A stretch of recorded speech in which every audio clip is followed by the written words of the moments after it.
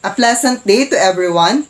Our research was entitled New Normal Learning Strategies and Writing Competence of BSED English Majors of Mindoro State University, Calapan City Campus, Basis for Remediation Program.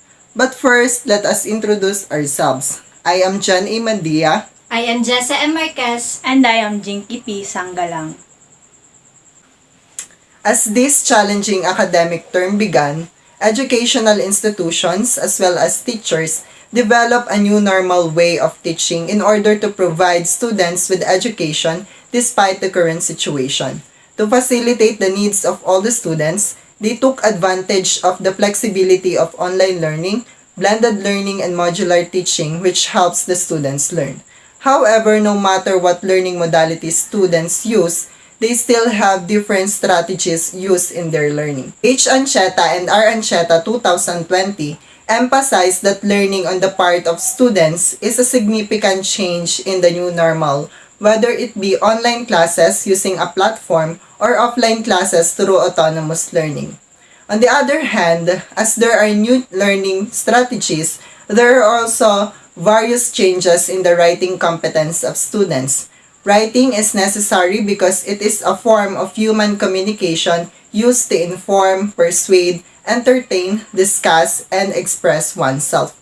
Although most research on learning strategies and achievement outcomes has been conducted in a traditional classroom setting, the relatively new arena of online course delivery suggests that research on learning strategies should be revisited to determine which strategies are most effective in this novel learning environment. Studies have not yet clarified the relationship between the new normal learning strategies and the writing competence of students. There is a lack of studies and gaps in the literature about learning strategies used by students in the new normal. To help address these gaps, the researchers conducted this research study and analyzed the new normal learning strategies of students and their relation to their writing competence. One of the issues that colleges, educators, and students are facing is the effect of their learning strategies on their writing competence. BSED English majors have various subjects that require writing competence.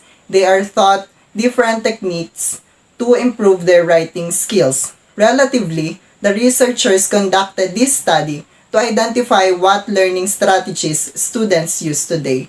Likewise, it will also determine if there is a relationship between the new normal learning strategies they use and their writing competence. Finally, it will serve as a basis for remediation program for writing skills development. For our statement of the problem, this study aims to determine the different new normal learning strategies used by the BSED English majors of Mindoro State University, Calapan City Campus, as well as their relationship to students' writing competence that will be a basis for remediation program. Specifically, it seeks to answers to the following questions. The first one is what is the extent of utilization of new normal learning strategies of BSED English majors in the following: remembering, analyzing, and creating. The second one, what is the level of writing competence of BSED English majors of Mindoro State University, Calapan City Campus in terms of spelling, grammar, and organization. Number 3, is there a significant relationship between new normal learning strategies and the writing competence of BSED English majors of Mindoro State University, Calapan City Campus? And number 4, what remediation program can be formulated to develop writing skills of BSED English majors of Mindoro State University, Calapan City Campus? For our statement of hypothesis, there is no significant relationship between the new normal learning strategies and the writing competence of the BSED English majors of Mindoro State University, Calapan City Campus. For theoretical framework, the researchers used three theories as basis of this study. These are constructivist theory, multi-stage theory of memory, and experiential learning theory.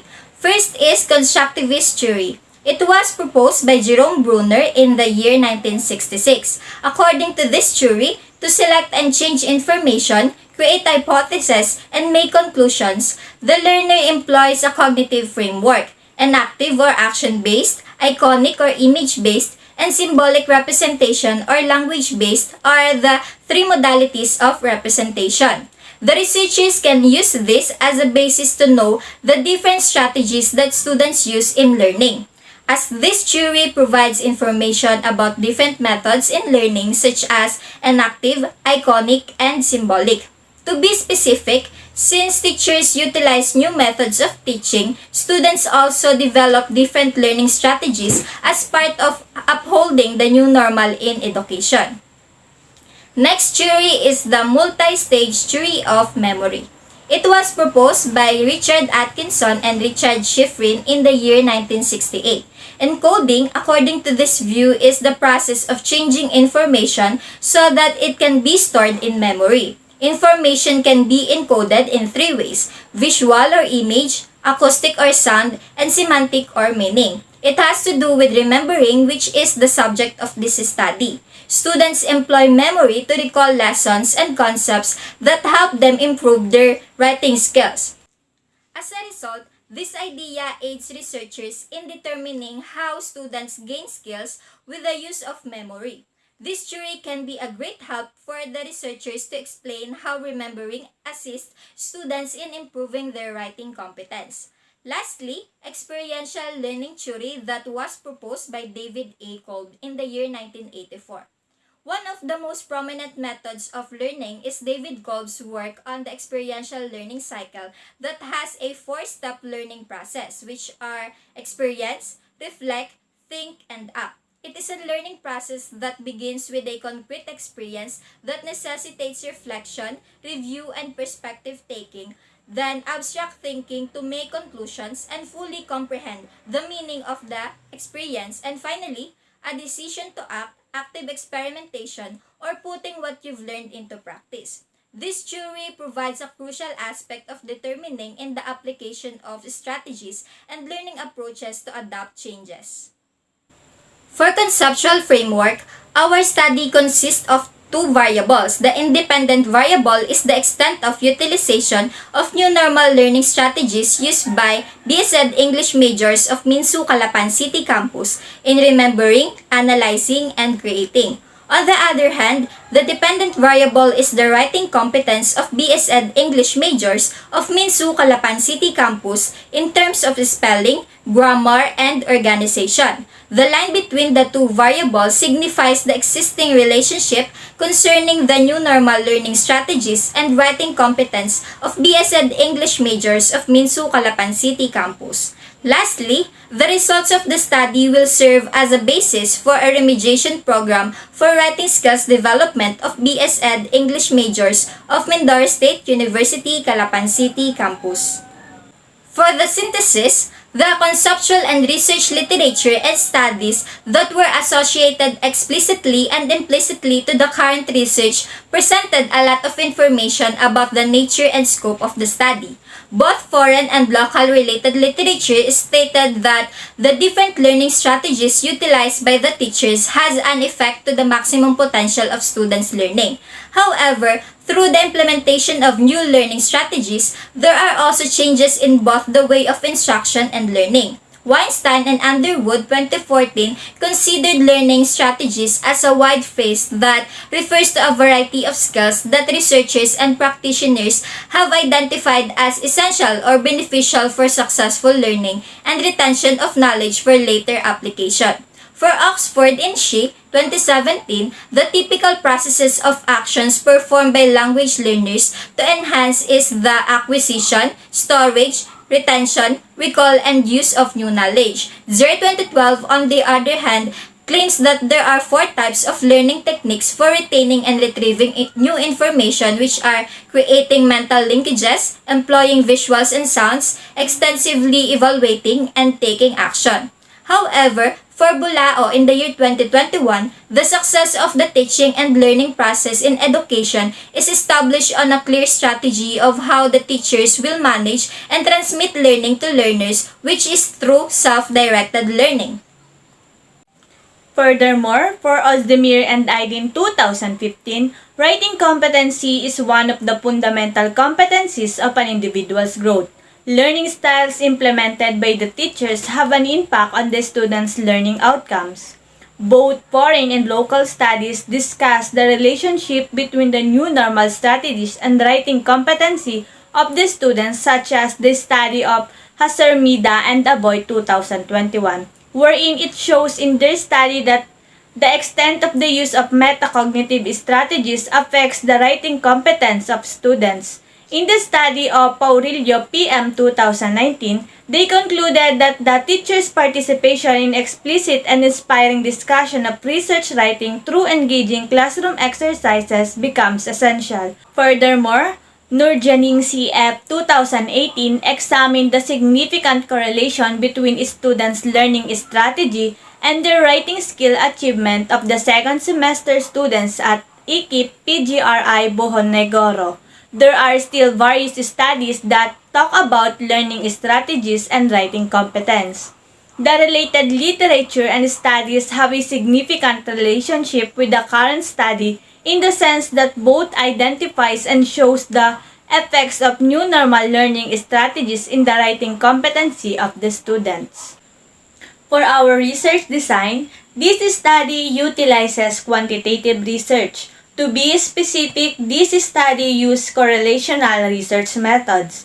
The study will be conducted at Mindoro State University, Calapan City Campus, located at Masipit, Calapan City, Oriental Mindoro. Due to the situation today, this study will not be implemented face-to-face. Instead, it will be implemented through online with the use of Google Forms, wherein the link will be sent to the participants of the study.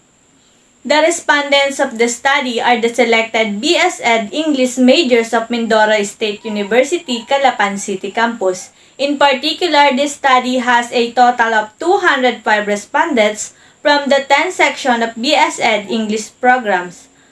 The researchers arrived on the sample size using the Rausoft sample size calculator. Specifically from 436 Bachelor of Secondary Education major in English students, 20 sample respondents will be chosen from 5 sections and 21 sample respondents from the other 5 sections. For sampling technique, purposive sampling was utilized by the researchers to ensure a proper selection of respondents. Purposive sampling is a non-probability sample that is chosen depending on characteristic of a population and the study's objectives. For the research instrument, the researchers have prepared a self-made questionnaire in the form of a rating scale and essay.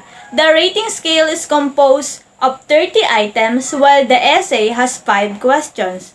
To measure the level of the writing competence of the students, the researchers will use the rubrics. The researchers will administer 205 questionnaires through the use of Google Forms. In validation of instrument, to guarantee the validity of the instrument used in this study, the researchers will use the content validity. College professors will be the expert evaluating the research instrument to assure its validity. In reliability of the instrument, to ensure that the instrument is consistent, the researchers will use the test-retest procedure. The researchers will use the same instrument twice at different points of time to assess the correlation between the scores of the two tests in the test-retest procedure. In statistical treatment of data, upon accomplishment of the questionnaire, all data gathered in the study will be tallied, analyzed, and interpreted. Different statistical tools will be used in the study. First is ranking the data. This will be used in a study in ranking the items in the questionnaire. Weighted mean, it will be used in the study to determine the mean score of new normal learning strategies and level of writing competence of BS Ed English majors of Minsu, Calapan City Campus. A Likert scale will be used with corresponding value from 1 to 4 scales, 1 being the lowest and 4 being the highest. Lastly, Kendall rank correlation coefficient or Kendall's tau will be used to determine if there is existing significant relationship between new normal learning strategies and level of writing competence. The tau correlation coefficient ranges from 0 to 1, with 0 indicating no relationship and 1 indicating a perfect relationship according to Glenn 2018.